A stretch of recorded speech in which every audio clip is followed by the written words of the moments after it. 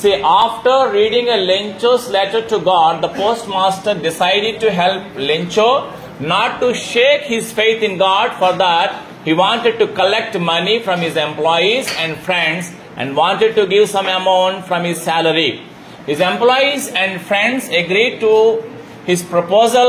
They were ready to donate money for an act of charity. What is that? For an act of charity. Now write a possible conversation between the postmaster and his employees. Postmaster ki employees ki madhya conversation develop cheyali. See, ikkada chudandi, conversation between the postmaster and his employees.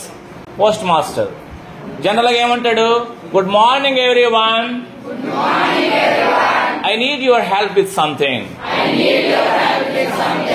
General గా వాళ్ళు ఎలా respond అవుతారు? Employee ఎక్కువ ఉంటారు కదా, one అంటే employees అంటే ఒక 5 ఉంటారు ఎంప్లాయీస్ కదా. మనం ఉదాహరణగా 3 ఎంప్లాయీస్ తీసుకున్నాం. ఎంప్లాయీ 1 ఏమన్నాడు, what is it sir? Post master return లో ఏమన్నాడు, do you remember Lencho's letter to God? Letter గుర్తుంది కదా మీకు అని చెప్పాడు. ఎంప్లాయీ 2 దానికి రెస్పాండ్ అయ్యాడు, yes sir, it was very unusual. ఇక్కడ అన్యూజువల్ అని యూజ్ చేసాం, ఇక్కడ స్ట్రేంజ్ అని కూడా రాసుకోవచ్చు. ఇట్ వాజ్ వెరీ స్ట్రేంజ్ లేదా అన్యూజువల్. అప్పుడు పోస్ట్ మాస్టర్ రెస్పాండ్ అయ్యాడు, Lencho has strong faith in God. He believes God will send him money. చాలా సరళమైనటువంటి వాక్యాలు రాసుకోవచ్చు, కష్టంగా అవసరం లేదు. God will send him money. డబ్బులు పంపిస్తాననేటువంటి నమ్మకంతో ఉన్నాడు. He believes God will send him money. అప్పుడు ఎంప్లాయీ 3 ఏమన్నాడు, that's true. He seems very hopeful. ఇంకోటి ఆయన రాస్తాడు, హీఈస్ క్రేజీ అని రాసుకోవచ్చు, నచ్చింది రాసుకోవచ్చు. నెక్స్ట్ పోస్ట్ మాస్టర్ ఏమన్నాడు, I want to help him. I will give some money from my salary. నా శాలరీ కొంత ఇద్దాం అనుకుంటున్నాను అన్నాడు. ఎంప్లాయీ 1 దానికి రెస్పాండ్ అయ్యాడు, చూడండి, that's a kind thought sir.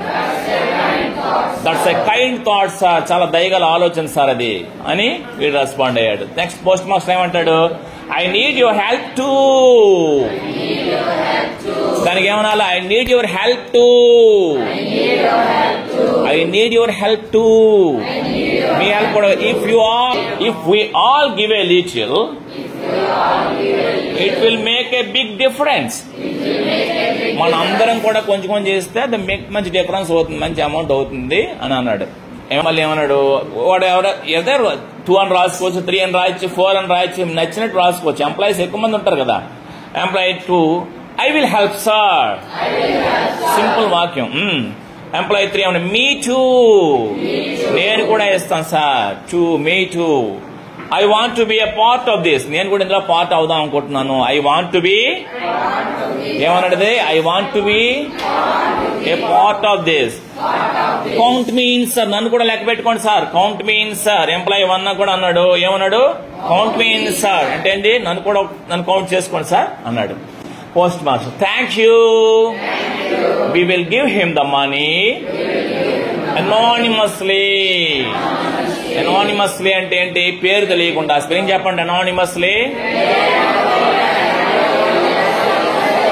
అంటే గాడ్ అంటే డైరెక్ట్ నిజంగా గాడ్ పంపిస్తున్నాడు డబ్బులు లేదు కాబట్టి అక్కడ అనానిమస్ గా పంపిద్దాం, పలానా అడ్రస్ అని లేకుండా అనానిమస్ గా పంపిద్దాం అని అది అన్నాడు. చూడు, అనానిమస్లీ. అయితే అప్పుడు నాలంటాడు ఏమన్నాడు, ఎంప్లాయీ 3 అని పెట్టచ్చు, 2 అని పెట్టచ్చు, ఎవరైనా పెట్టచ్చు, ఇక్కడ నెంబర్ ఏదైనా పెట్టచ్చు. That's good idea. That's a okay. Post master ఏమన్నాడు, please give me your contributions by tomorrow. అదే కదా ఎక్స్టెన్షన్, రేపులా తెచ్చేయండి బాబు అందరు మీరు కంట్రిబ్యూషన్స్ అన్నారు. కంట్రిబ్యూషన్స్ స్పెల్లింగ్ ఎలాగా, ఓకే. మిగతా వాళ్ళ sure sir, sure sir. Okay. Employee, it feels good to help someone. ఎలా అన్నాడు, it feels good to help someone. ఒకరిని హెల్ప్ చేయడం చాలా సంతోషంగా ఉంటుంది సార్ అన్నాడు వాడు. ఒక పోస్ట్ మాస్టర్ ఏమన్నాడు, ఎస్ ఇట్ డస్. ఎస్, అవును అది నిజమే. Yes it's does. Yes it's does. Good stop. It's not just about the money, it's about giving him hope. ఇది కేవలం డబ్బులు ఇవ్వడమే కాదు, అతడిలో ఒక ఆశని ఒక ఆశని అంటే ఏమిటి, ఒక ఆశని చిగురింపజేయడం కూడా, హోప్ ని నిలబడ్డం. Thank you for your kindness అనొచ్చు, thank you for your helping అనొచ్చు, thank you for your support అనొచ్చు, ఏదైనా రాసుకోండి. అప్పుడు employees, thank you sir for guiding us, మమ్మల్ని గైడ్ చేసిన చాలా థ్యాంక్ యూ సార్. ఇలా చిన్న చిన్న సింపుల్ వాక్యాలు రాసుకుంటూ కాన్వర్జేషన్ డెవలప్ చేయొచ్చు అన్నమాట. ఈ విధంగా మీరు ఏమాత్రం కూడా ఎక్కువగా దీని మీద స్ట్రైన్ అయిపోకుండా చిన్న చిన్న వాక్యాలతో ఇమాజినేషన్ చేసుకుని చక్కగా సింపుల్ కాన్వర్జేషన్ తయారు చేయొచ్చు.